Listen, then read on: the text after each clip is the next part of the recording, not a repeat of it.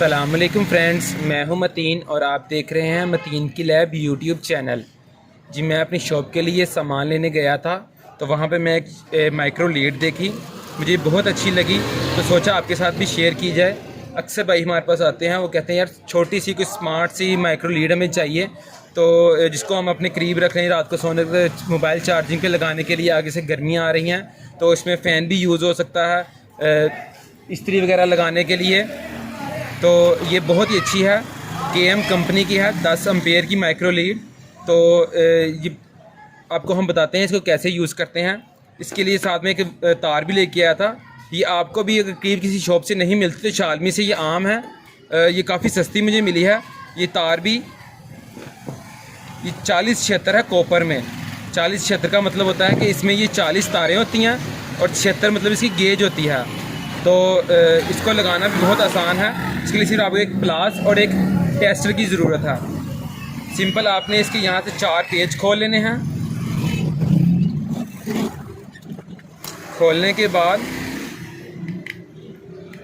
یہ اس کی گرپ کے لیے انہوں نے پیچ دیے ہوئے ہیں، اس کو بھی آپ نے کھول لینا ہے۔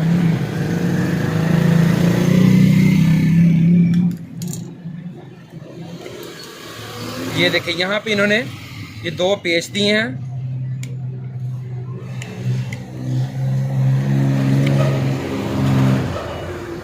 ٹیسٹر کی مدد سے آپ نے ان کو کھول لینا ہے۔ کھولنے کے بعد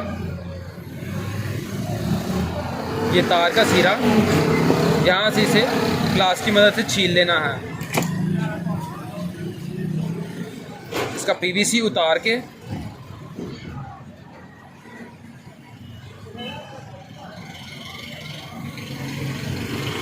آپ نے سمپل ایک پوائنٹ کے اندر ایک تار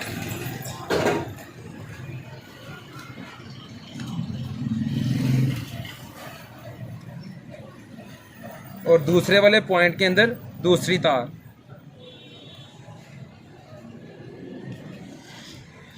لگانے کے بعد آپ نے اس تار کو گرپ کرنے کے لیے تاکہ اسے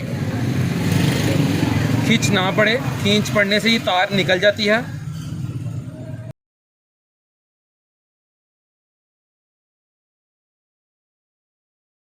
اب ہم اپنی ایکسٹینشن لیڈ لگا کر دیکھتے ہیں کیا یہ اوکے ہو گئی ہے۔